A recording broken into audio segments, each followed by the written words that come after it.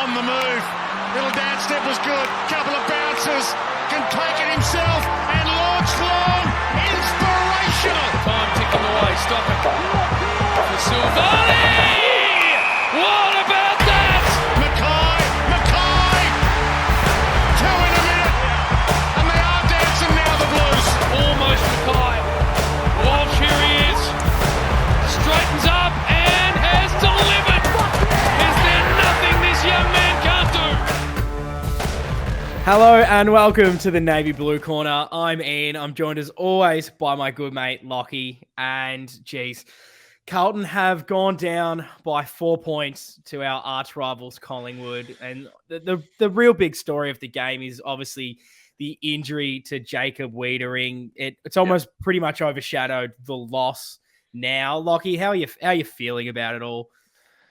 Well, recording this on a lovely Tuesday evening, had a few days to digest where I've gotten all my kind of doom scrolling out of the way. So I'm actually feeling reasonably positive and optimistic, but it's been a grim couple of days. It really has. And yeah, I think that immediately after, there's obviously that bit of depression that sinks in when you realize you're not going to have Wiedering for quite a while and you've just lost to Collingwood. I think my immediate reaction was pretty much that of, what can you do? Let's keep going. We've shown so much this season.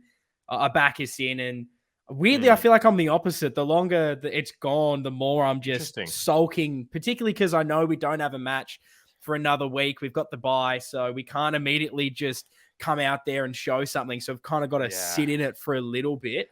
Do you have any key points straight away from that game? Because some people are coming out and saying, oh, you can't just blame the injury. I think you can. But apart from the Wiedering injury, which we're obviously going to go into in depth, were there any sort of key parts or other issues that you saw us sort of happen throughout the game that led to this loss? Well, you can put this, you can put a large part of this down to the injury or not. But I think it's pretty clear to everybody that the brand of football that we were playing was just totally different to what we've seen in recent times. I've seen a lot of people talking about that, and that's how it felt at the game. Like, I just kept kind of thinking to myself, this just doesn't look like the Carlton that we know over these past couple of months. And credit to Collingwood for doing that. Maybe part of our game plan is starting to become known, and kind of the ways to get under our skin and beat us are becoming clearer as the season goes on. But look, hopefully this will be a good contrast if you and I are both in kind of different moods. I think for me, we sat here a few weeks ago on top of the world, and we had to say that there's going to come a time in the season we're not going to win every game, and we're going to slip up at some point. And there's lots of reasons why this happened, but I guess it was kind of inevitable that we were going to have some kind of loss where we were going to feel like this. And like you said, the Wiedering thing has just kind of overshadowed it because that, is going to affect the season going forward. But that's how I guess I'm feeling at the moment. But yeah, was there anything big from the game for you, apart from Wieders, that you want to touch on to open with? Yeah, well, look, obviously Wiedering injury was primarily what I put the game down to, and I'll go into that in a little bit. Probably the other issues that were there, it kind of stemmed from that a little bit, but I just felt the way we were actually kicking was incredibly poor. Some of the options that we were looking at and executing, it wasn't there like it has been other weeks. You can put that down to a little bit of Collingwood's pressure. I know they were really bringing that heat in that midfield, which was a little bit upsetting to see that we weren't able to dominate their midfield as much. Does that come down to the change with Kennedy, with Cripps having to ruck a little bit? They're all sort of things you can throw it at. But I just felt like the way we weren't able to handle their midfield, we weren't looking to take the game on at stages. It almost feels like there's these little trends in our losses where we go slow, but instead of trying to go slow and find the little kicks to break the opposition apart, we're slow and then it's long down the line, and we'll just look devoid of ideas. And when we don't have that tall outlet kick, what are you going to expect by going down the wing? It's just not going to happen for you. And we failed to nullify Collingwood's midfield. As I said, they got out far too often, got hurt wide on the spread. The bottom six wasn't up. Like, there's so many of those things that have been really good for us in our wins that for whatever reason, I feel like everything that you can tick off that we've been talking about for the last month, they were all the reasons why, for whatever reason this week, we just we couldn't get it done. I agree with all of those points. And like the whole using injuries as an excuse thing it's always like a hot topic. And some people use it freely as an excuse and other people just swear to not use it. But I think it's worth saying that I think we would have won this game if Wiedering got injured. It didn't get injured. And to a similar didn't get injured. And to a similar point, maybe if, say, Moore went down as well as Wiedering, we would have won. So yeah. It's a game of inches, and you can't use it as an excuse. And we're not like, well, is it an excuse? Yeah, I will. I guess what your depends what your definition of excuse is, because I think we would have won if we did have Wiedering, because it just completely changed how we looked. Yeah, I saw. I can't remember who said this, and maybe I'm getting the quote wrong, but it was along the lines of like we're not even using injuries as an excuse. It's like the injuries are just a fact now. Of course. And we've been talking about how good the last few weeks have been, primarily because we've been backs against the wall. We haven't had so much key cattle that if you look at most clubs out there, and I had so many debates with mates and whatnot this week, and it was really frustrating me trying to talk to opposition supporters.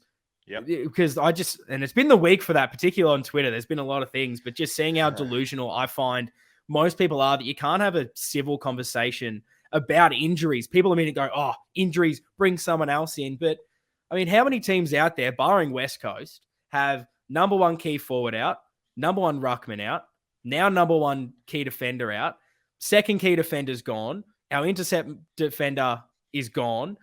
There's no other tall on the list that can go down back except for Lewis Young. You can maybe count Brody Kemp, but does that count? All the other depth is injured as well. You're playing with TDK as your only ruck, Charlie is your only forward, Young is your only defender, and there's no one really to come in to fix that. Now, you take that away from most teams, take away a key midfielder in Kennedy. Now, you can say he's the fourth best midfielder or whatever, and that's fine, but you take that out as well. It's going to be hard to win games of footy. It might not be the only reason you lose, and you can probably still find some ways to win. But I think probably the big thing for me, and it was oddly enough going to be something I was going to touch on, whether we won or lost. It was something, little narrative I was going to bring almost to define how good we have been with the losses. But it's ended up working in my favor in a way, and it was going to be talking about Melbourne. Who did they lose on the weekend? And then everything fell to shit. They lost May. And then all of a sudden, a game they were controlling, system kind of goes. And even them, they have two other tools down there that they probably should have been able to deal with it. But you can tell how much losing a key pillar during a game costs teams. I think Melbourne's the perfect example. And you kind of saw on the weekend how much that then affected every other facet of our game. And sometimes you can plug guys into holes, but when there's no guys left to step up, I just don't know what you can do. Well said. I completely agree with everything you say. And I guess, you have to differentiate between looking at this game and then looking at kind of the season as a whole, because some people say, oh, well, it's poor list management. The fact that we don't have all these tools, and people say some of our tools are injury prone and we're injured going into the season and that sort of thing. And that's a whole nother conversation. But just looking at this game in isolation, the team that we put on the park is so far from our best healthy 22. And then to lose arguably our most important player at that stage, it's got to be a factor in a 4-point loss that, well, how would you be feeling if that sausage went through? We'd be having a whole different conversation. 5 on the trot. We would. Yeah. And like, to a degree, of course you can blame the list management, and I agree, it's a completely different conversation. What I really want to bring it back to as well is just we've seen how good we have been able to be when we get an injury to a key player. It's something we've credited all year, and then the next week we're able to, because you have a week to plan, to strategize on how you sort this out. You can kind of nullify the effects that injury has. When it happens in the game and you can't just bring someone in, and you can say, oh, should we have had Kemp as the sub? Should we have had someone else? What do you like? it's just the hardest thing to try to think of before the game and expect and plan for.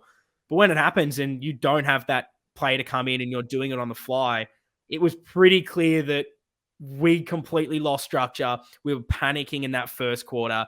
And then we were just really fortunate, I think, that Collingwood were missing a lot of those key chances because we were just at 6s and 7s. And when Wiedering went down, I think, is there any little things from watching the game that you would have maybe tried differently when Collingwood were coming hard in that first quarter and we lost our key defender and a bit of structure? Yeah, well, like you said, if someone could have grown at quarter time or something, that would have been big. I don't know, Jack Carroll or someone wanted to put 10 or 15 centimeters on, that would have been helpful. Because it just felt like all over the ground. Like you said, I was thinking about it when I was watching the game there. We were going slow and we were so predictable with going long down the line. It was whichever side Tom was on or Charlie was on, we were going there. And it was just feeding into what they wanted so much with Cox, who had a good game for them. Yeah. And there are other tools as well. And then they were sending it back when the ball hit the ground. So what would I have changed? It's hard. I actually don't have anything that comes to mind. So I'm interested to hear what you say. Because the other hard part, and people don't like this cop out, but I leant on it before. This game, I was about to pop a lung when Charlie put that goal through at the end. This was an inch away from a win. And I know that we would still have the things to improve on. But to that point, it's like the way that we came at them right at the end was due to the way that we were lining up at that stage and taking the risks and going corridor and that kind of thing. So I guess if we maybe tried to do that mindset and game plan more throughout the game instead of going into our shell is the only thing that really comes to mind for me. Because I'm interested to hear what you think. What could we have done? The first thing that unfortunately, I wasn't able to be at the game, which maybe ended up being a good thing. I was pretty ill during the week. And by the time I was able to look for tickets thinking I was actually going to be okay, it was level 4, one row from the back for $40. And I just went, I probably better just giving this one a couple more days off and getting right for the potty. And I think watching it at home, I was just screaming at the telly going, I get it, boys. You're panicking because you're trying to change things and it's mayhem and Collingwood are playing really well. But all I was thinking was just get your hands on the footy because we were almost, when the pressure was coming and things were a bit frantic, Collingwood were playing at a pace, playing at a fast tempo. We were almost trying to match that tempo. And then as soon as we made one mistake, it was just everything's open. And I just thought that, and it's so easy to say, it's hard to do when you're in that moment. But all I was thinking was, if we could just get someone with a bit of composure to just take a mark, find an easy option and just go, boys, let's just calm this game down for about 5 minutes. Play keeping's off for a little bit. Don't worry about attacking. The goals can come. Just literally take the sting out of the game, take the pace off it and just calm things down. And we eventually did that. It took a while for us to do so. And then we kind of readjust. And in that second quarter, you could see us after we had taken that sting out, then we started to play our way.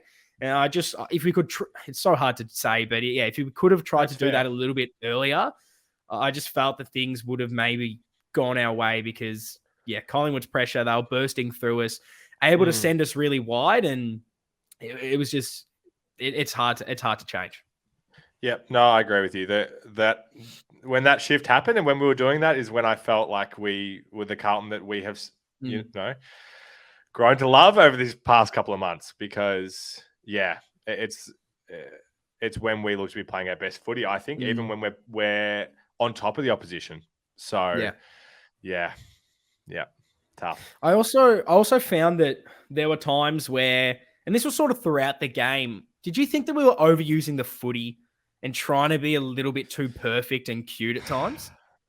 Well, if I said so, I maybe would be contradicting my previous point because I feel like the ball use is how we can pick through the gaps in a game like this. But I see your point. Yeah, it was mainly that because I love us taking on the game, going through the corridor, but there were just a few times where you could feel like the Collingwood pressure and you could see that we were struggling. And instead of just going, okay, having a bit of game awareness, going, we can't lose the ball in the position of the field that we have it right now. Because if we do, they're going to run through us. We're open on the counter. And there were just a few times that we tried that extra handball, tried that extra cute kick, instead of just the smart thing of just send it deep into our forward line. And this isn't like a long down the line. We sort of had the ball at that halfway point, just a little bit over, where if you just get that territory, at least if you turn the ball over, you kind of have a little bit of time to set up. And I was just frustrated a few times that I think the pressure maybe got to us and we were just trying a little too hard to get out of the danger instead of just bombing it long where into the forward line where you've got those small pressure forwards. And that's been such a big thing over that past month, getting it in deep, getting it in long, and then trying to keep it there. And at times we just weren't giving those forwards the opportunity when we probably should have. Yeah, I think that's fair enough. However, like when I was watching it, there was times where I was like, why aren't we lowering our eyes? And we are going long. And I didn't feel in this game that the smalls were up to maybe the standard that they have been in recent times. Yeah. So it's kind of like, it's so hard because I'm the same as you. I'm like, why aren't we just getting it in long? Why are we being too cute? And then also when we go in long and it doesn't work, why aren't we lowering our eyes and looking for a better option? Yeah. Yeah.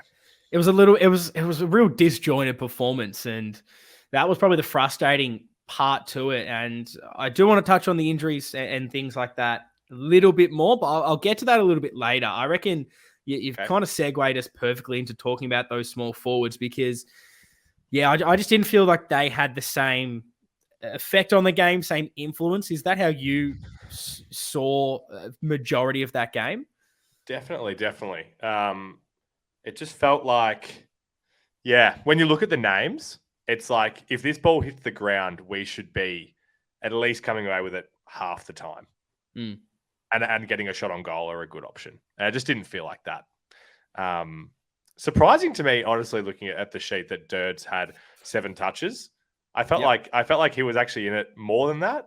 But when I think about the impact of, and I'll kind of put Carroll in that boat as like a lower disposal kind of, the pressure kind of guy. Carroll, Dirds, Motlop, and then always with the 2 good goals in the last quarter. Just wasn't enough, I thought. Yeah, I agree with you as well. Like when the ball hit the ground, the amount of times that the Collingwood small defenders just picked it apart and got it going. And they have good players down there. Like you've got your Maynards, Quaynor, Noble, Chris. Like they have so many of those players that if they pick it up, they're good to go and they will run out there and hurt you. And the forward pressure has been probably the hallmark of our game, knowing that we don't have those tools. Thought our tools did enough to get the ball down, but we just, for whatever reason, they just weren't there at the fall of the ball. They weren't putting that pressure down. And I have some of their stats, and it's weird. It maybe doesn't look as bad when you just read the stats. It sort of confused me a little bit because you've got Durden with the 7 disposals, which is maybe a little bit low, kicks the goal, has 2 tackles, 6 pressure acts. So probably wasn't putting enough pressure on, but still has a couple of tackles there, which isn't too bad. Always with the 9 disposals, the 2 goals, and I reckon that saves him that last quarter effort because I don't reckon he was near it a lot before then. 4 tackles, 18 pressure acts. And then Motlop, 7 disposals, gets the 1 goal, the 1 tackle, 15 pressure acts. So stats-wise, it weirdly doesn't seem maybe as bad. They were kicking goals, getting a couple of tackles, fair few pressure acts there. But it just didn't seem right when you're watching it with your own eye. I didn't get them. I probably should have, but I reckon if you look at a lot of the stat winners for Collingwood that particularly led to scores, I reckon it was really starting with those small defenders from them. Yeah, like you said about the emphasis on keeping it in there, it just felt like any time that we would manage to get the ball past halfway, get the ball in there, it's just coming straight out, and they're doing it at pace, and they're taking the risks. And I don't know if frantic is the right word, but that they felt like they were doing that, but it was controlled. So yeah, and probably the big hallmark of our month, apart from just the small forwards, it's been that bottom 6, those bottom few players that are starring. I think they all struggled again. You sort of talk about those three forwards that maybe didn't do it. And I can probably put these three names in there. And there's a bit of a theme with them. Obviously, Carroll comes on as the sub, and I'm not going to hang him out to dry. It's his fourth game. He's still really young. Of course. But yeah, just wasn't a good day for him. Definitely his worst game for us. And probably one of the worst games I've seen in a while. I had the 8 disposals. 5 of them were turnovers, which is never what you want to see. Just looked a little off the pace. I don't know what was going on. Was it trying to change a role for him? Was he just not mentally ready? Not sure, but it was a bit of a struggle. Cottrell, I've heard some people say they liked his game. I think you look at his stats, he had the 15 disposals, but went at 53% when the last few weeks he's been using it really well. Last week he had 3 rebound 50s. This week he has 0, so he wasn't able to get that run for us going. And for the most part, he was on, side bottom, who dominated us the other way, and he wasn't able to stop his influence. And I thought he just got towed up there. And then Nunes had the 15 disposals, but I didn't really notice him out there doing a lot. It was really those outside sort of players, those bottom 6 or so, that we couldn't get going for whatever reason. And I feel like all their opponents were the match winners in a way. It surprises me that Nunes had that much of the ball. Like you said, can't say I noticed him that much. And I think the side bottom call is spot on. I've watched a fair bit of Collingwood this year and have not been impressed with that man. And all the Collingwood mates that I have, I'm saying, like, surely he's going out of the side soon. Yeah. And he looked like he was 24 again in this game with the way that he was getting wide and creating that option. And yeah, we just weren't doing a good enough job of manning up on him on the wings. Yeah. Is there anything that you think that these players can do differently that we've seen them do the last few weeks? Is it down to just a bad week, or like, how do we try to get better out of these bottom players? Because we've seen it work and we've seen it not work. Is there a way to get more consistency through them?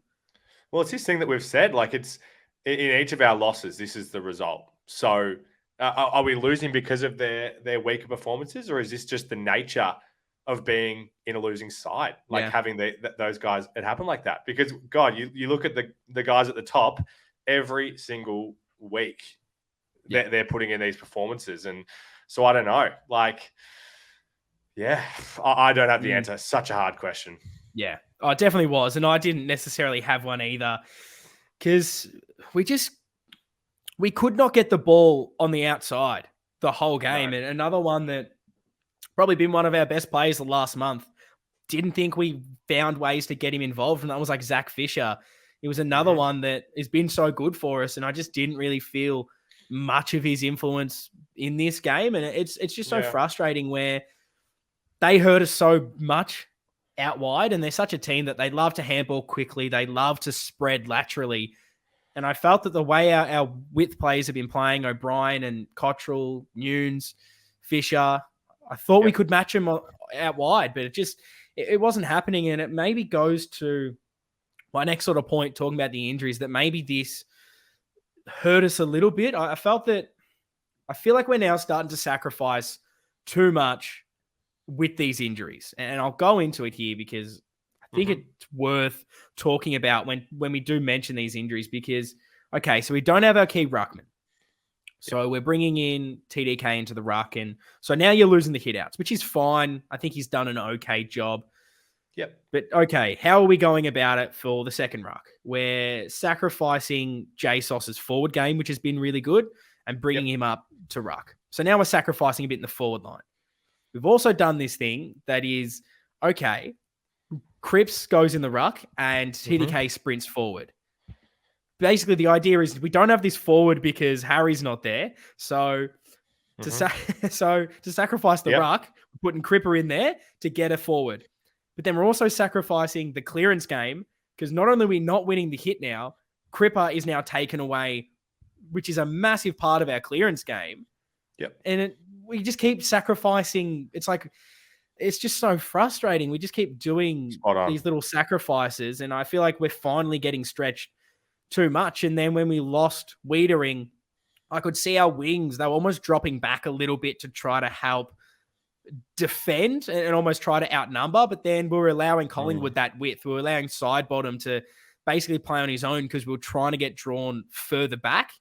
And it was just another thing where we're robbing Peter to pay Paul, I think is the phrase, but I love that. It just doesn't seem to be working. And again, I thought that probably one thing that we were losing out there was we didn't have Kennedy, and he was really, really good at, it's not just the clearance stuff, because I think that Dow did okay in that, and I'd love to touch on him at some stage, but it's also, we lost his marking around the ground, particularly when we are a little bit smaller, pretty much everywhere.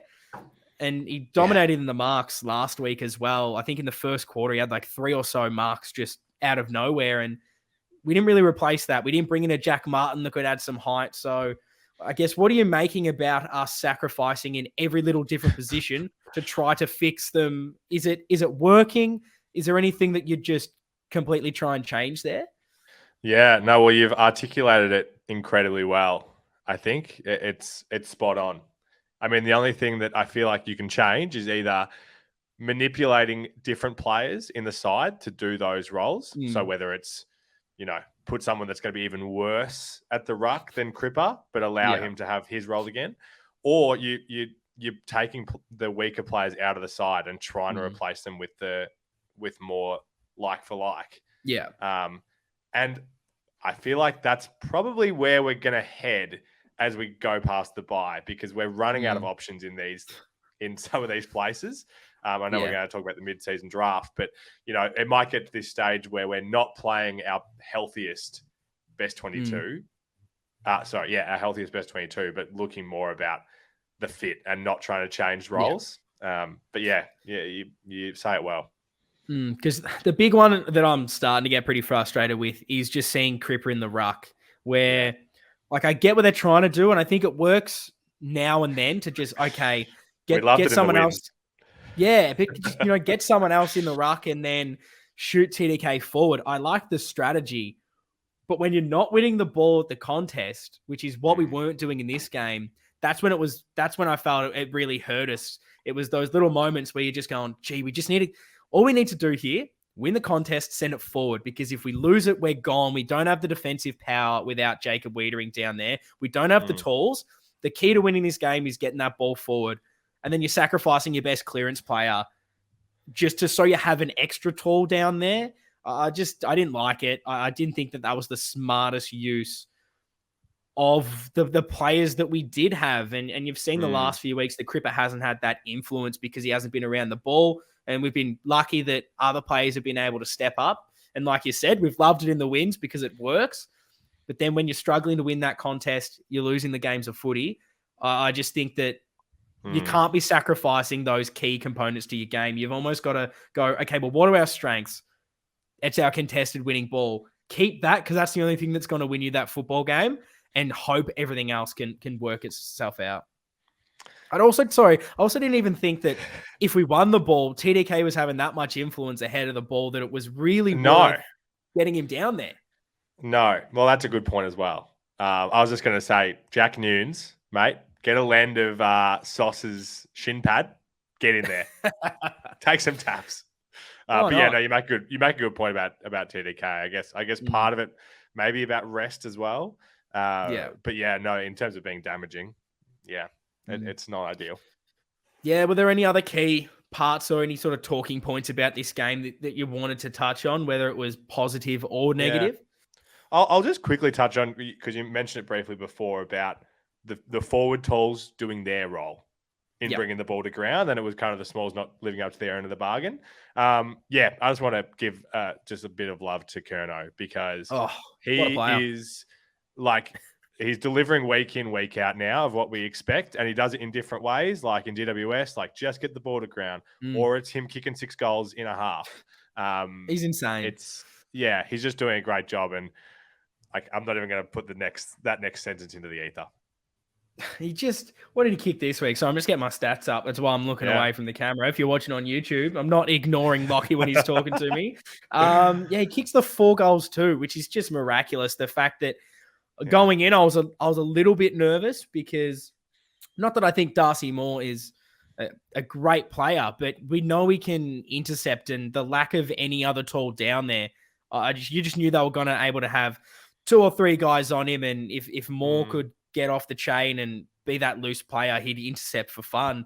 So for us to get the ball down there to Charlie and for him to outbody for all the game, be one of the main reasons we almost win that game of footy. Yeah. I don't know what else to say about Charlie Curnow. He's just one of the greatest players ever. And I don't think I mentioned this last week, but one thing I'm starting to notice is when he kicks a goal, he's turning to the crowd, pointing, grabbing the jumper, trying to get everyone up and about. And I just love that. You can tell he just loves this football club and he just wants everyone to get up and about and try and, get us over the line. I love these little things from Charlie. Yeah. I definitely feel like that energy is infectious too. And we felt it, probably felt it more in the wins over the past few weeks. But I think those kind of things that him and Sauce and Stocks have in them, I think it rubs off on everybody else. So we need more of it. Yeah. And I guess to kind of wrap up my little Wiedering defensive chat to drop off a lot of the negatives before we maybe try to talk about some positives is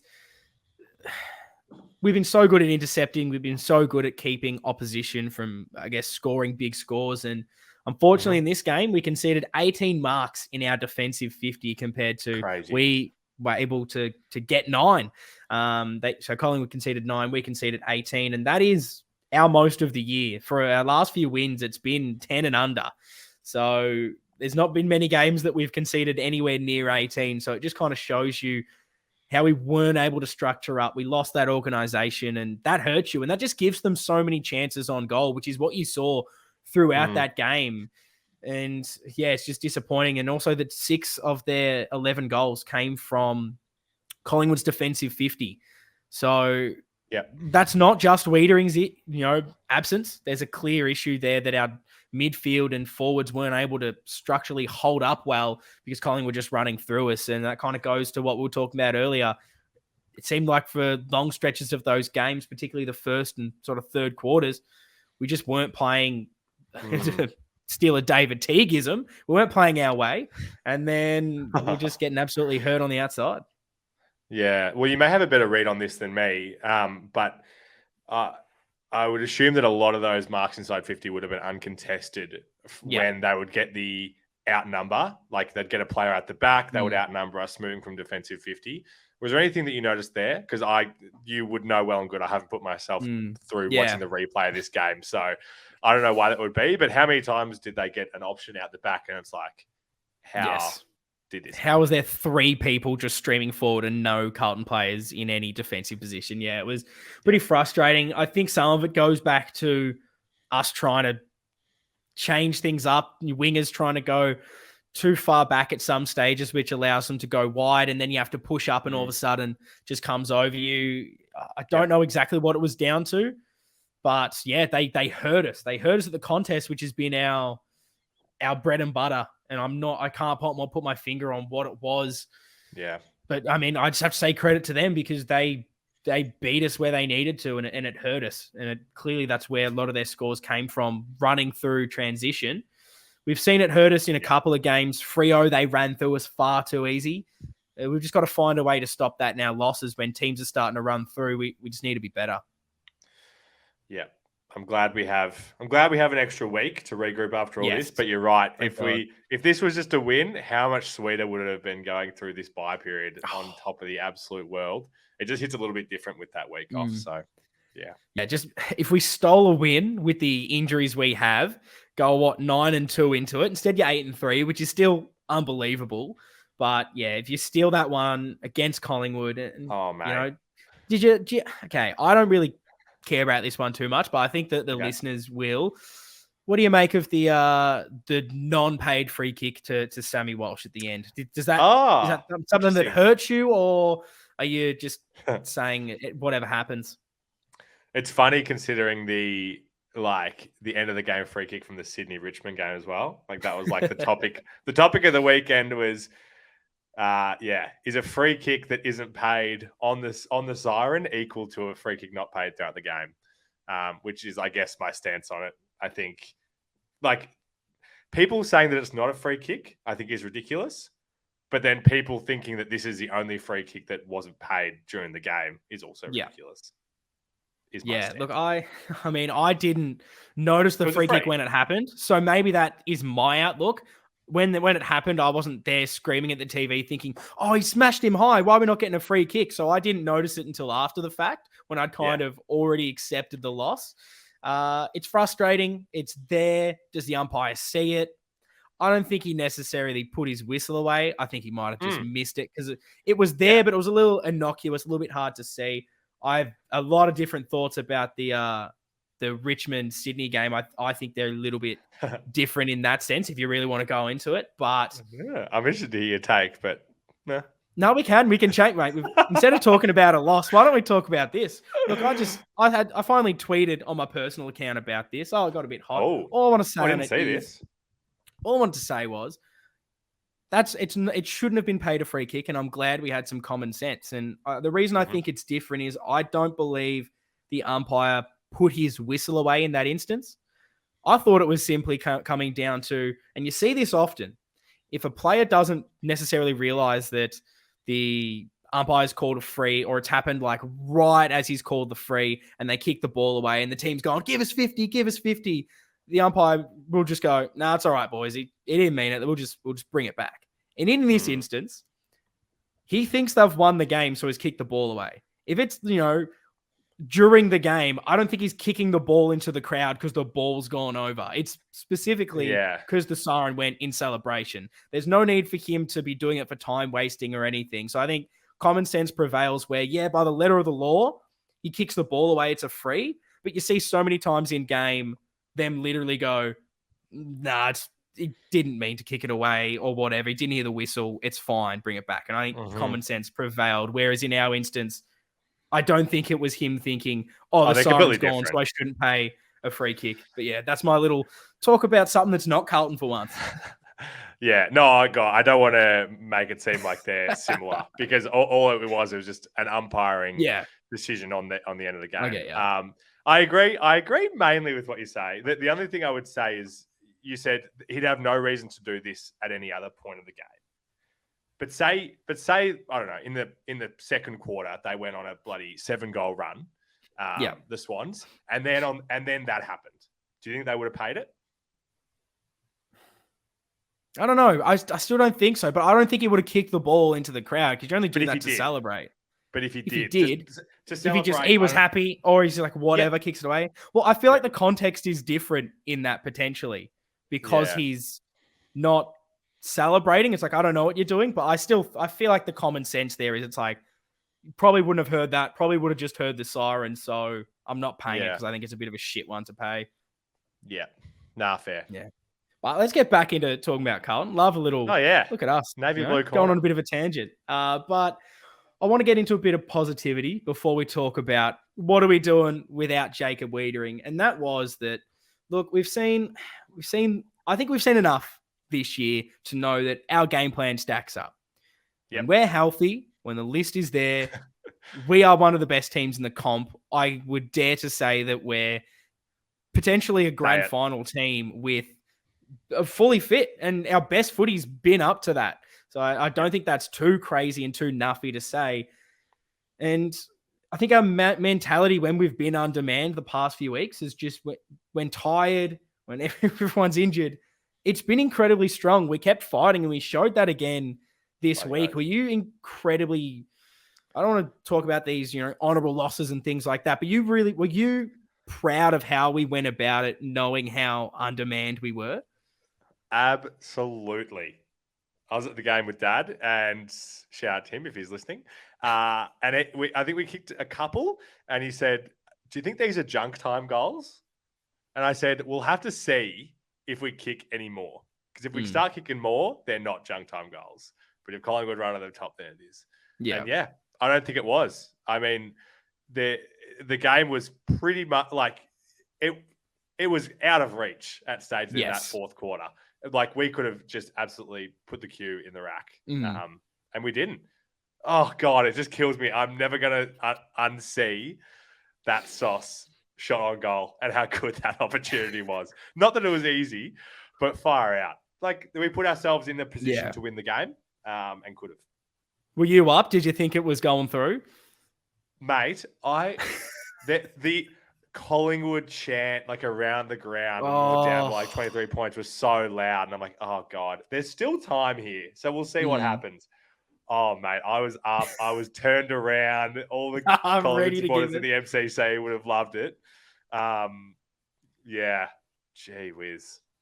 Yeah. It's... I as soon as it came off his boot, I was just knowing it was Sauce too. I was like, the footy gods have done it for us, but wasn't to be. Wasn't to be.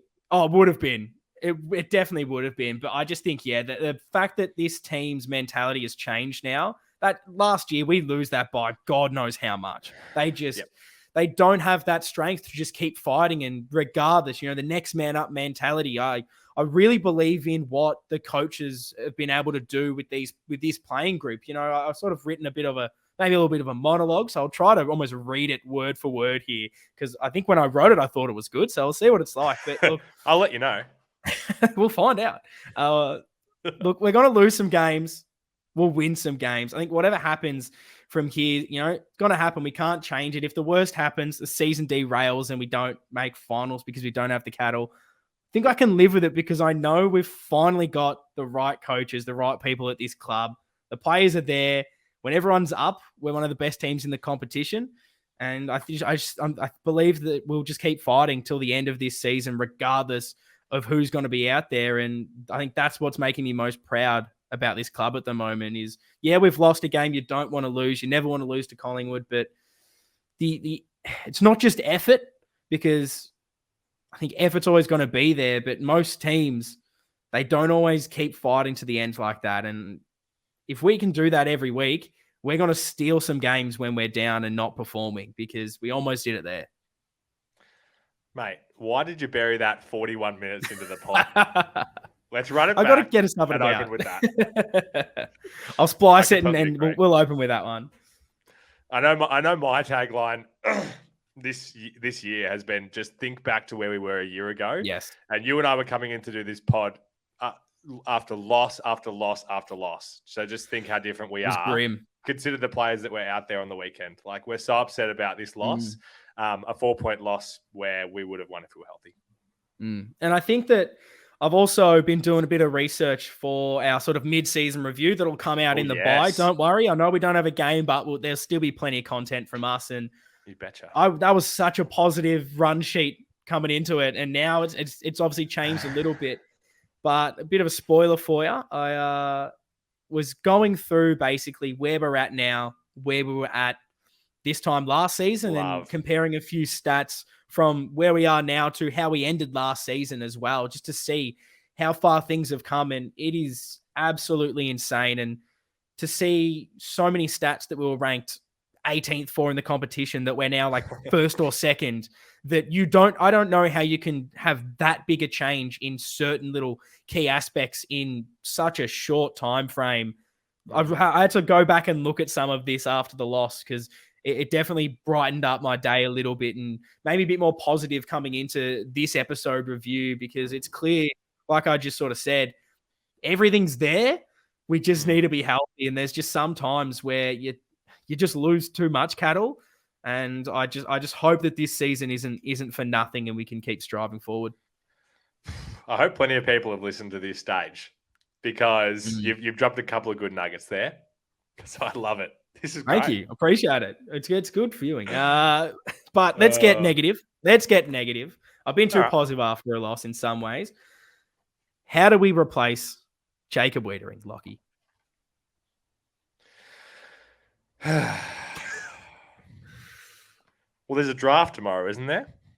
There is. And if anyone is listening to this now, feel free to jump up on our YouTube channel. I've gone through and done a bit of a review on all the different draft prospects that we may be picking up.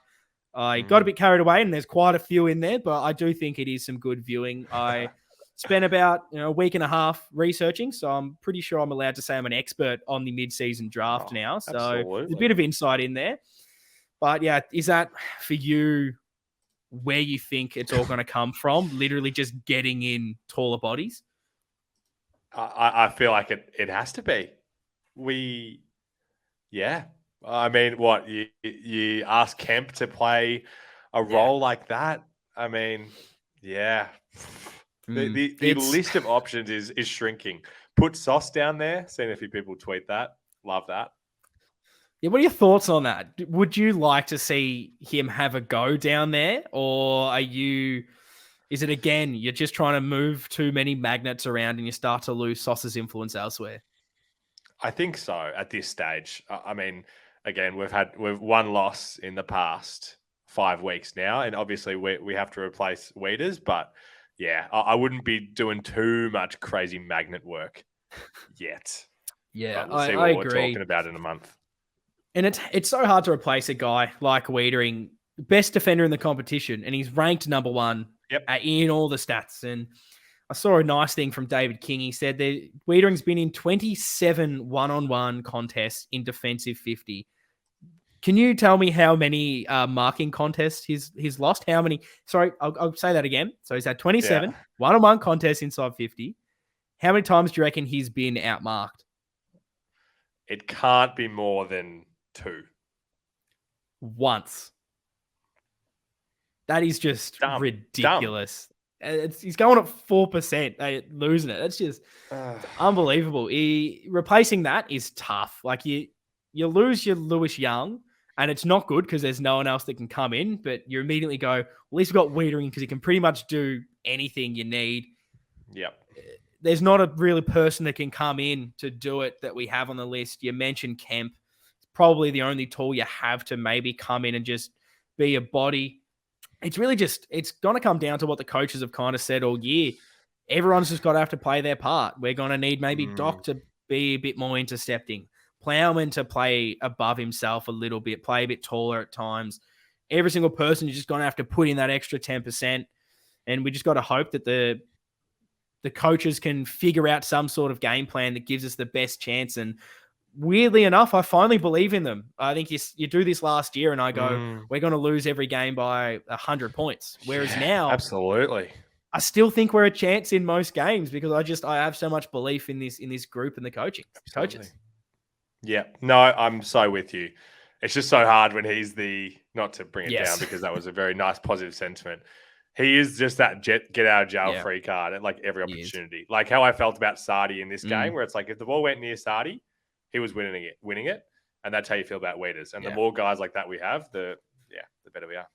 It's just the unfortunate truth of football, and you see it all the time. Like, how many games have we won this season where it comes down to crunch time and it's Wiedering takes the intercept? It's Harry gets a great contested mark on the wing when you need it. Like, you need your best players to be out there because when things are tight, they come out with the bits of magic. And the games, like the teams these days are just so even, so close to each other. It's going to be tough. So I guess I have to ask the question. Have your feelings on making finals and the rest of the season changed since this injury? Because I've seen a lot of people say it'll be tough to make finals. We're not making finals now. Has this changed your, I guess, sort of outlook on it all? I guess we hadn't really recalibrated on the entire season. Like we sat here a few weeks ago and we were like, let's predict our next few games.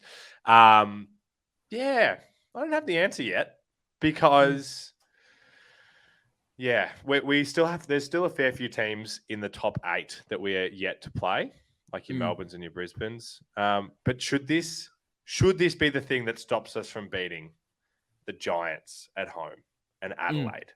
Like, I would argue no. I would argue that those games are still within grasp. So I think that we'll still be playing finals.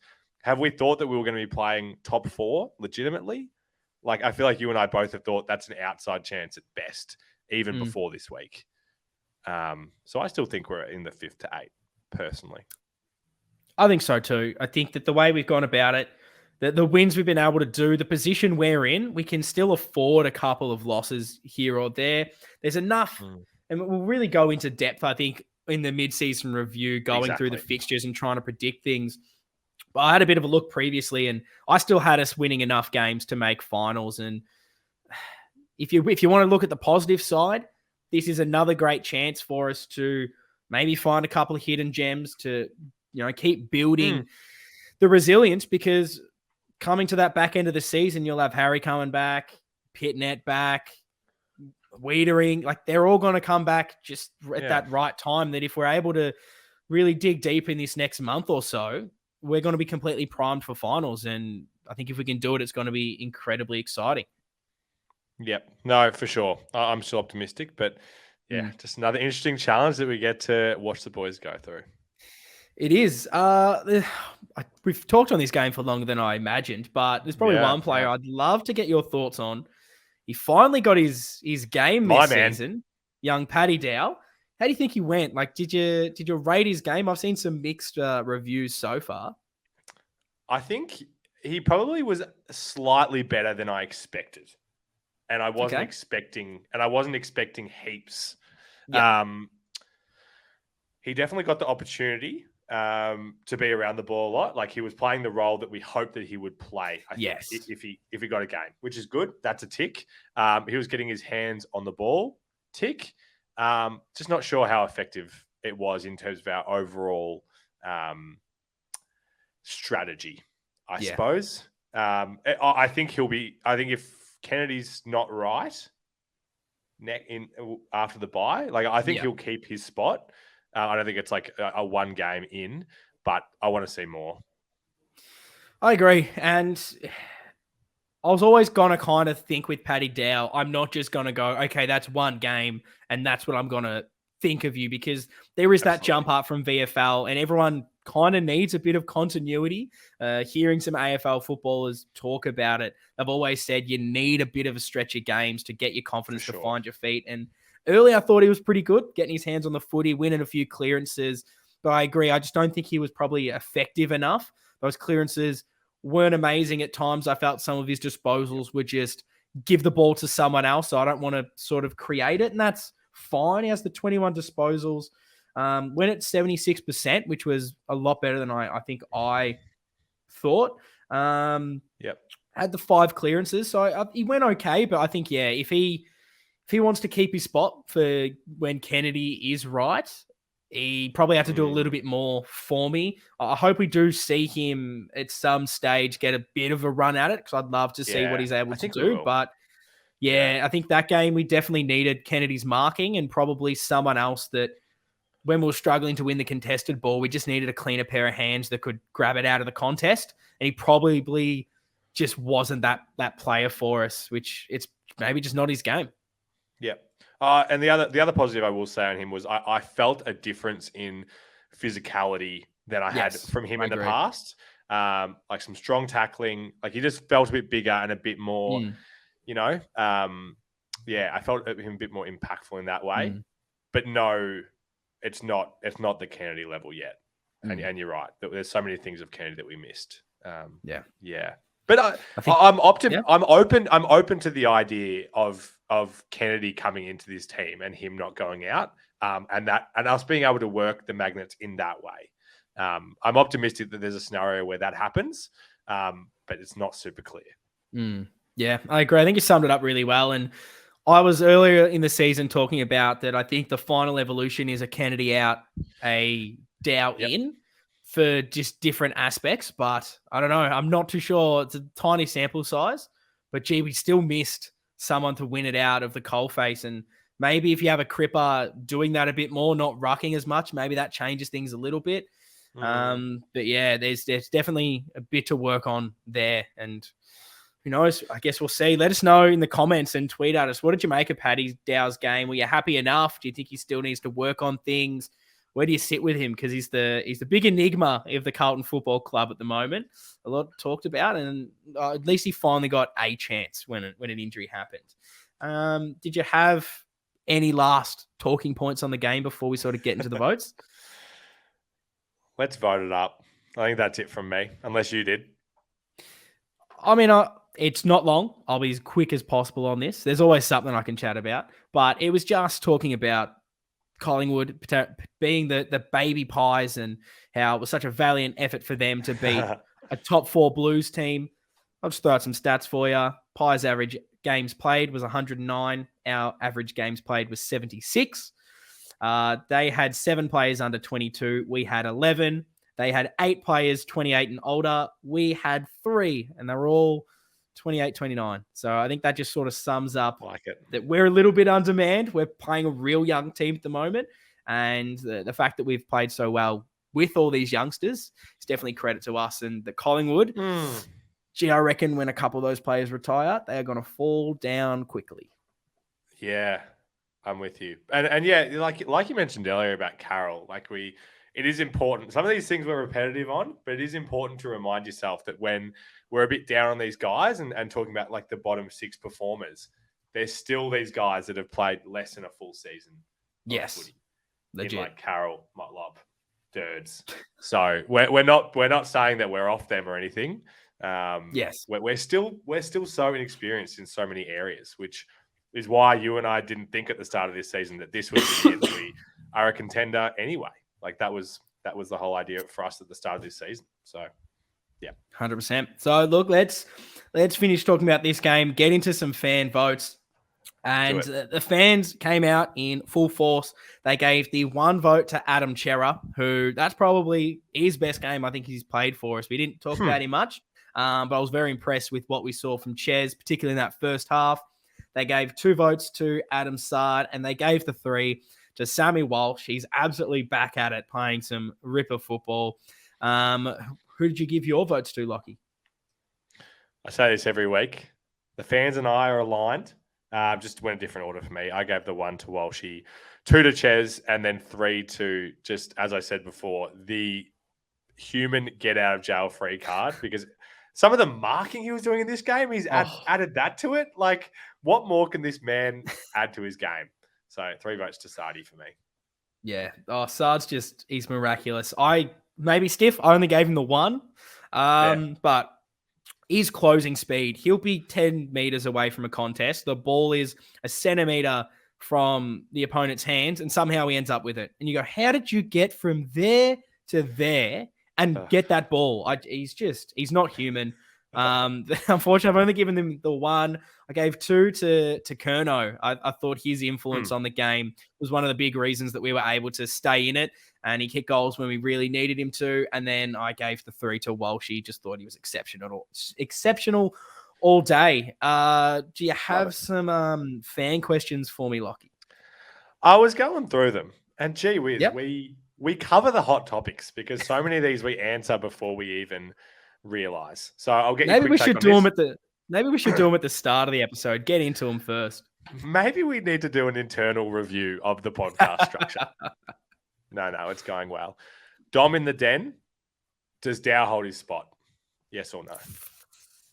If Kennedy is fit, no. If Kennedy really is not ready, sorry, I can't even remember what I said. Look, if Kennedy's fit, he comes back in. Dow out. If it's the opposite. Interesting. So it stays in if Kennedy's not up to it. What about you? No. We're going Ian rapid fire with these questions because everybody knows that I just agree with you anyway. Except I don't agree with that one. So you want to keep Dow in? I'm not saying I want to, but I think I okay. Just do not see them taking him out after one game. I feel like that would be crazy, especially after the fact that he's played 10 weeks in the twos for 121 disposal game and then out. That seems wild. There you go. Baby's got the bends. Yeah, I know. Exactly. We'll see if we disagree on this one. Baby's got the bends. Should JSOS spend the week off practicing his backline skills? So give me yes or no to JSOS having some time in the backline against the Bombers. I don't want to see it. Is that enough of an answer? I don't know whether they will, but I don't want to see it. We've thrown him everywhere. No, thank you. Put someone else there. I want to see JSOS kicking goals, please. Anthony, the lone wolf ant. Simple question. How do we cover Wiedering? So I want to know, do you think that in our next match, we're going to be replacing him with somebody not currently on the list? Or do you think it'll be somebody on the list? That's the hardest thing. It was something I wanted to have a bit of a discussion on. Sure. I think probably the answer is yes. It's going to have to be someone we get in the mid-season draft. But do you think that that's enough time for someone to come in and learn the game plan? I don't genuinely know. If it is, please bring him in. Anyone over 190 centimeters, I don't care who it is. If they've ever kicked a footy, bring him in. That's my sort of thoughts.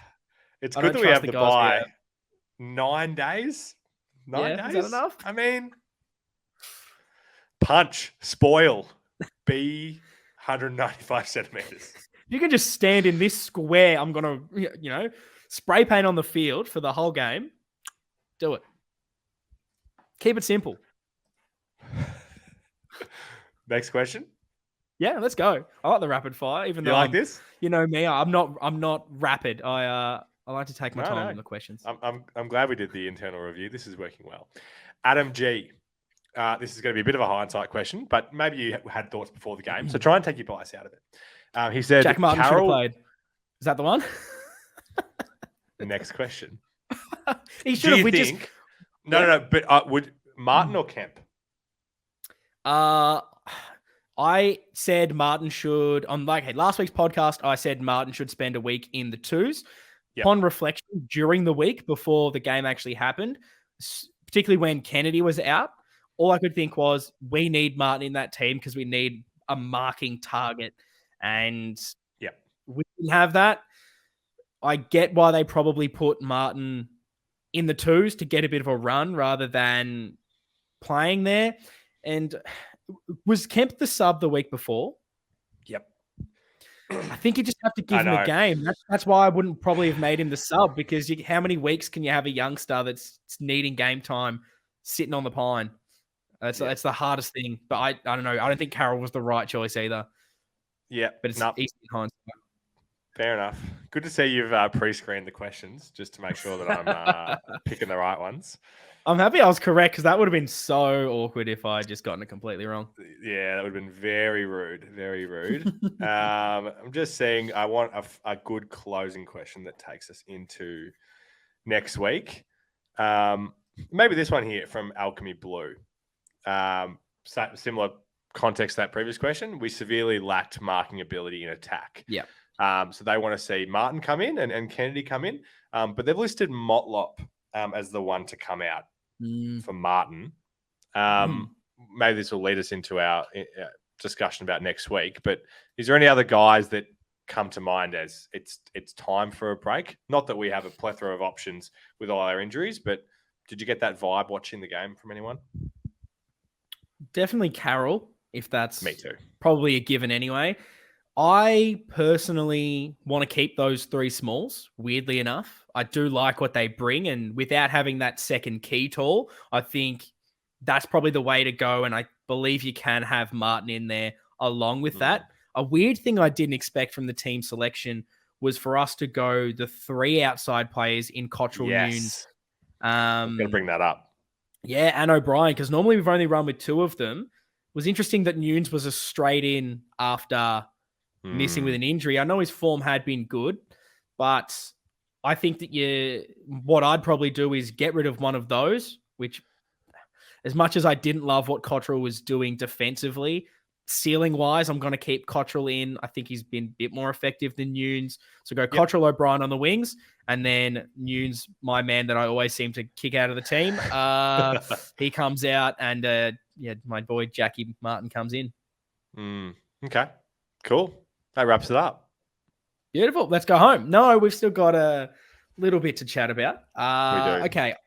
We have been calling out on this podcast to review the podcast on Apple Podcasts and Spotify. And you guys have done it in droves. And I have finally actually checked out the word reviews, because you can actually type a response on Apple Podcasts. And currently we are doing well for the 5 stars. Don't have many written reviews, and we want to hear them. And there is one. So we're going to read it out here, Lockie. It is from KO God. He says he's given us 4 out of 5 stars. So I'll be interested to see why we only got the 4. Maybe we'll find out. It says, it's a long one. It says, mostly good podcast. Yep. I don't want this to be a precedent for leaving sub 5-star reviews. I think if you're leaving 4 stars, you're not normally getting it read out. That's fair to say. Yeah. Okay. Fair enough. Yeah. If you hate the podcast and you want to talk rubbish, give us 5 stars and then write the abuse, because then we'll read it out. But you have to email give us the abuse and leave 5 stars. It just has to be 5 stars. Whatever you write, it doesn't matter. So here we go. We got one from KO God. He says, mostly good podcast. The hosts actually seem to enjoy footy and Carlton as opposed to most in the media who complain constantly. So I love a bit of that. They also give in-depth analysis of all players, which can be helpful if you don't know the roles of some. Thank you, mate. This is where the backhanded compliment comes in. He says the biggest negative and why this podcast can't get 5 stars is that it is always late. As a review for the previous game, it is released closer to the next game, and you've already moved on. If they could release each episode within 2 days of the game, it would be a 5-star podcast. So I'm happy we've gotten the reason. And honestly, he's not wrong. He's not wrong there. And it's funny that it's happened again. We were meant to record last night. We've stretched it out. We're recording on Tuesday, and it's coming out late again. It is something we try to do, get it out as soon as we can. Unfortunately, getting the two of us are apparently the busiest men in the world for some reason. And we can never align our schedules, but we will try because we want those 5-star reviews. And yeah, if you're out there listening, drop them, because if it's 5 stars, we will read it on this podcast. But now has to be 5. If it's 4, not happening. Well, maybe this can be part of our internal review, the internal review of the podcast, which we'll have to do in the break as well. Because I'll be heading off overseas for a few weeks coming up. So maybe that'll show, is the podcast coming out on a Sunday night when I'm not here? Am I the issue? Or, is it even later in the week? We'll see. It'll be a nice little experiment. We'll see who the issue is. I'll start putting them out on game day. Just the wrong game. Beautiful. It's definitely me. But, okay, last thing. I know we've gone for ages, but we need to touch on the mid-season draft. Again, I've done a bit of a video on YouTube of this. So if you want this in a lot of depth, there's about 20 or something minute on our YouTube. If the draft hasn't happened already whenever you're listening to this, or if not, and we've selected someone, go back and hear a bit about them. So I thought I'd just do a real quick one on this and throw up a couple of guys. Lockie, you can have a look. You can ask me a couple of questions because it is so clear and that we need a defender, don't we, Lockie? Wouldn't mind one. And so we've got the 2. It's not bad. So we've got the 2 picks. Before we go into the players, what do you want to do, or what would you be planning to do with the picks? 2 defenders, a defender, and a forward. What would you like to see us do? Wow. I mean, that's a really hard question considering I do not know the players that are out there like you do. I'm not an expert. Wowee. I mean, yeah, I'm open to both. I'm not gonna lock myself in. I think obviously a defender is a must, but I think depending on who's there, I'm open. Easy. So I'll try to quickly run through these guys. You've obviously got this man who has been so heavily linked to us. It is not funny. It is, of course, Sam Durden. He's a key defender. If you listen to this in podcast form, I've got them up on the screen on YouTube along with, it's the same slides as you'll see on the actual YouTube video. So if you're not able to see it because you're listening to this on whatever streaming service, apologies. I'll try and read out as much as I can. But yeah, he's 26, so that mature age, 198 centimeters. He's a tall boy. Playing at Glenelg, played 22 games for North, averaging the 14.9 disposals, 5.4 marks, so getting plenty of it, and going at 84% disposal efficiency, so it can use the ball as well. AFL experience. Is he a winner for you, Lockie? Lock him in. Just what we needed. Another Dirds. BT's man. I think so. Exactly. Look, I think he's perfect fit just because we need someone right now that can come in and play, someone who's got the height, right age. The fact that he's been in an AFL system, he's already played some games. It's just going to be so much easier for him to learn the game plan. And if we need someone to come in a week, it's going to be him. And yeah, the fact he uses the ball well is hopefully quite a good thing for us. So the next player is Mutaz Al-Noor from the Northern Bull Ants. Is another key defender, 20 years of age, bit smaller, 192 centimeters, super agile, intercept marker, averaging the 17.7 disposals, 6.2 marks. Do you like the look of this man? Oh, boy, do I. Northern Bull Ants, we love the sound of that. I guess, yeah, the biggest question for me, and something that I'm not super clear on with how the mid-season draft kind of thing works, when's our first pick again? Remind us. I do not know the exact number of the selection, though. So thanks for throwing me under There the you bus go. with that one. Expert. Yeah, right. I guess the point that I'm trying to make is, do you feel like there's a chance that someone like a Durden's just going to go, and we don't even think he's going to be there because we're not high up on the list. We're definitely not, because we finally actually won some games of football, and we're actually sitting pretty big up on the ladder. So that's definitely the good thing. I don't think that Durden will be gone. Wouldn't surprise me if this man is, because he's got a really high ceiling, and normally a lot of teams look to get that guy. My issue with him, why I don't think we will select him, even if he is available, is simply a bit short.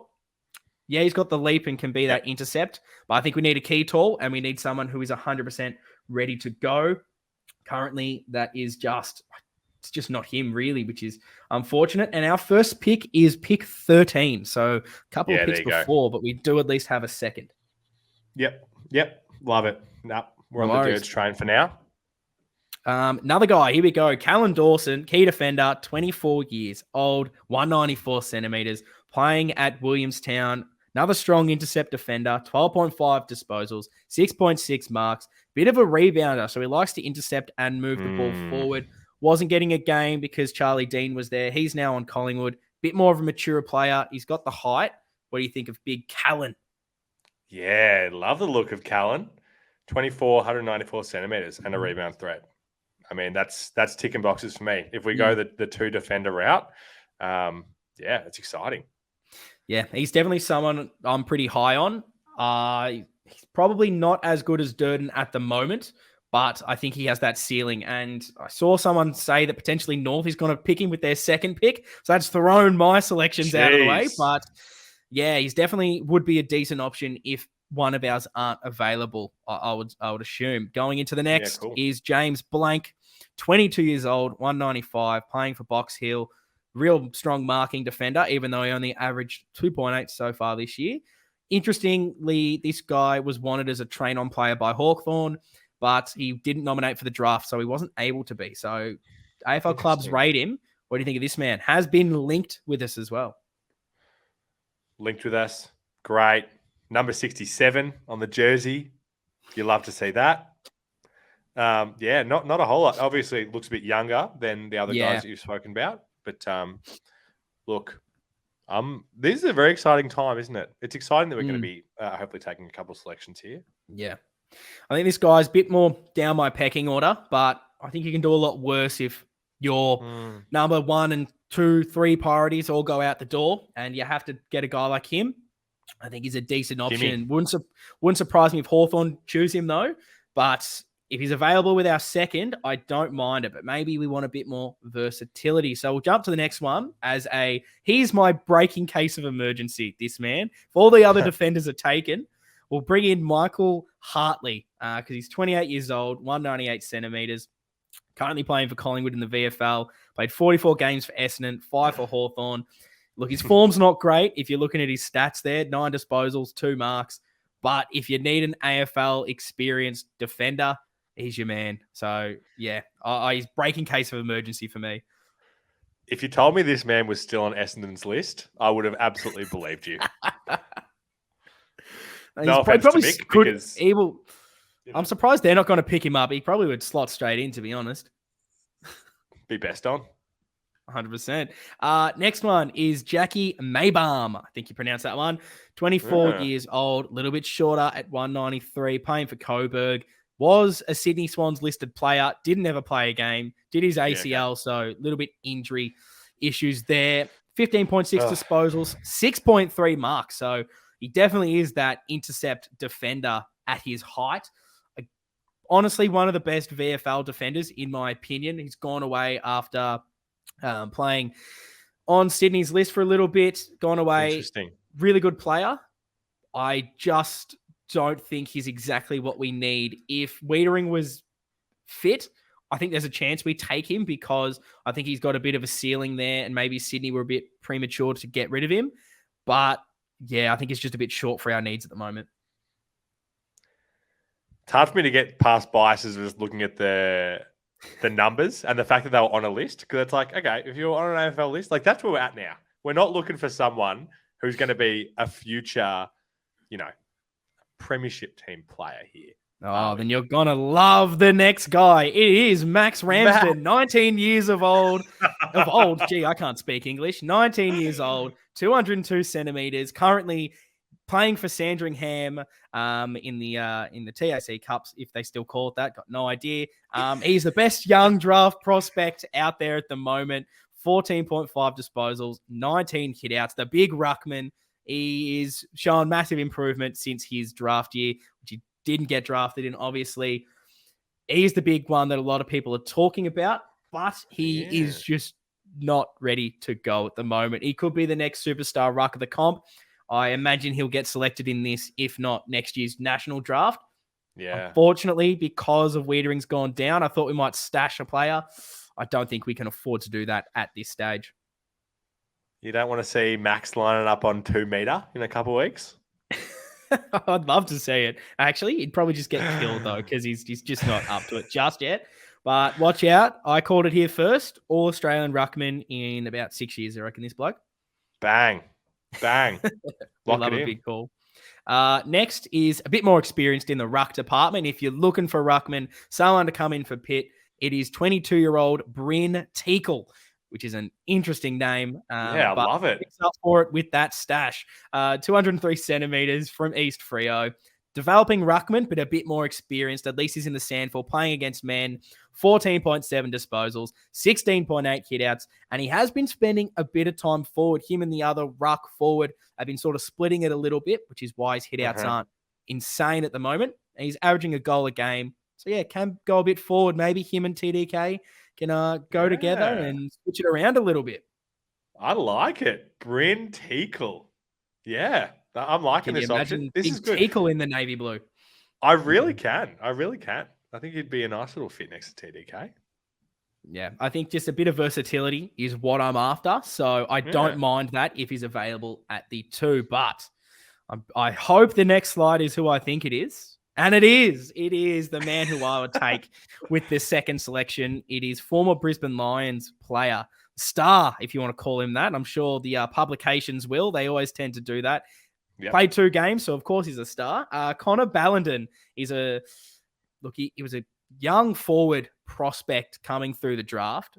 Brisbane really played him as a defender, and he wasn't really good as a key defender. Played a bit of ruck. Now he's playing for Woodville West Torrens. He's 23 years old, 200 centimeters, playing mainly as a ruckman, to be honest. 16.9 disposals, 19.6 hitouts averaging, and he's averaging a goal a game. So he's still kind of doing a bit of a ruck forward split. What I like about him and why I would take him is he's got the height, he's got the experience, he's a little bit older, bigger body, playing well in the sandful, and it's just versatility. Getting a ruckman that I think can come in straight away. I think he's a bit better than Teakle, a bit more mature, and I think he's more likely to come in and be that number 1 ruck over a TDK so he can go forward. But just knowing that he can play forward if you need him to. And look, he wasn't great, but if you need him to go down back, he's experienced it there under an AFL system. I just think experience-wise, which is what we're needing height, maturity, experience. Him and Durden are the 2 that tick the most boxes for me. Love it. So let's say that we go Durden and Ballenden. We managed to do that. You think there's a real chance that they would be playing him as the number 1 option? Like, even though I kind of said it, not necessarily, but I think he has the best chance to, while Pitt's out, take over the number 1 ruck, whereas I'm not sure Teakle could. I can see a world, to steal your ism, where he would be able to come in and do that. I think he's a bit more experienced, and I think he's been playing that little bit better. But I think it's just versatility for me. I can definitely see us going 2 defenders with the picks, but I'd like us to go that defender and then someone that can maybe cover a few different places, and knowing he can kind of play all 3, it probably excites me out of all of them. So I'll try to rapid fire the next few because they're really not guys I think we will select. So those are everyone I've gone through already, probably the big ones for us to get. But we got this guy, Jacob Bauer.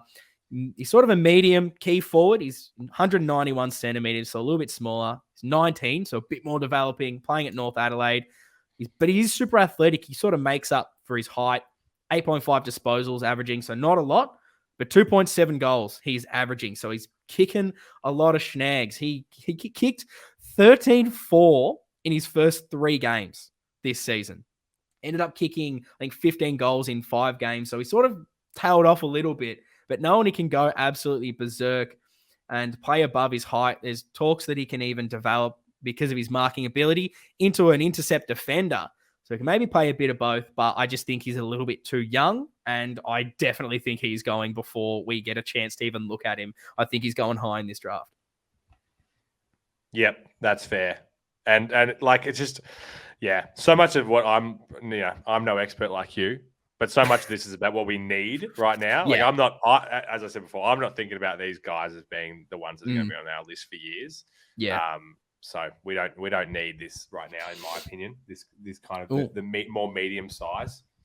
I agree. I before reading Wiedering's injury, I would have liked us to experiment a bit with the second pick. I'm just not sure we can. Oh, I just remembered. Going back to Ballenden, one that's going to make it interesting and why I believe he could be available with our second pick is you can, if you're an ex-AFL listed player, you can sort of pick, you can have some demands.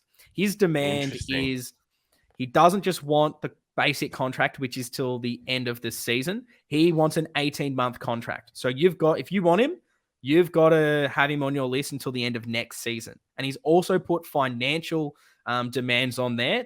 They haven't specified exactly what that is, but you're going to have to pay up a little bit more for him, which means we might not select him, but it also might mean other teams don't. So he is available later for us. Does that turn you off a little bit for him, knowing that he's not just a stopgap player? Nah, not at all. We love a demanding man. We love that. Connor knows what he wants. Get him in. He does. I like it. Beautiful. So you'll love this man. You'll remember him. Jesse Glass McCasker is 25, 196 centimeters, playing for our VFL team, formerly listed with Carlton from 2016 to 2018. Didn't play a game at that stage. 8.6 disposals he's averaging this year with 0.4 goals, playing primarily as a key forward, which is horrendous stats, to be honest. Was a key defender, drafted as, has gone away, playing a bit more of a key forward role, kicked 7 goals from 9 games for Footscray last year, only the 3 from 7 so far for us. Has been playing a bit of ruck. So at least versatility, this guy can play defender, forward, ruck. And we'd know him the best because he obviously played for us previously. He's in our reserves. It wouldn't surprise me if we go him because we kind of know him. But no offense to Jesse, I just don't think he's in any form that warrants a reselection up to the AFL. And I'm not sure he's 100% up to it compared to some other guys that are maybe performing better and are younger or have a higher ceiling. Fair enough. Yeah, but you make a good point. It's a very different element, the fact that he's already around the club and is known like that. So, yeah, it wouldn't surprise me, but your reasoning makes sense. Got the last one. He is small. It is Will Hayes, the midfielder, 26 years old, 181 centimeters, playing for our reserves.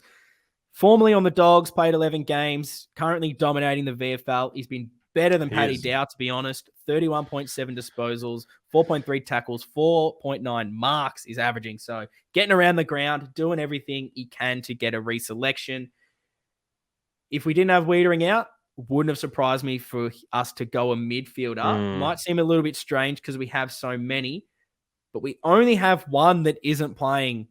Like Paddy Dow had been the one in the VFL. We really don't have anyone else.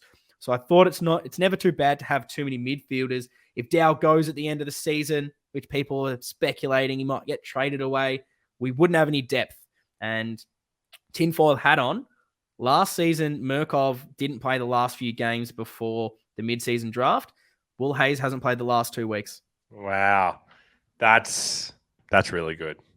The tinfoil. So who knows? But yeah, I think, again, like I've repeated about 30 times, we probably need 2 talls now. So he probably is maybe a bit stiff, but he could be one that we get because we know exactly what he is. Mate, no other midfielders. Put some respect on the other Will. Come on. You've already forgotten about your man. Yeah, sorry, mate. That's all right. But apart from setters, there's not too many other midfielders in there. But look, that is sort of all the guys. I've gone in a bit more depth in a video on YouTube, so feel free to check that out. Has it changed your opinion on what you kind of want to go, Lockie? Defender, maybe go forward, or what are you thinking? You know that your word is gold to me, mate. So if it's Connor and Sam, let's make it happen. I think that the most interesting part for me is just whether we see them or not. Like it was that situation last year with Murkov and Boydie.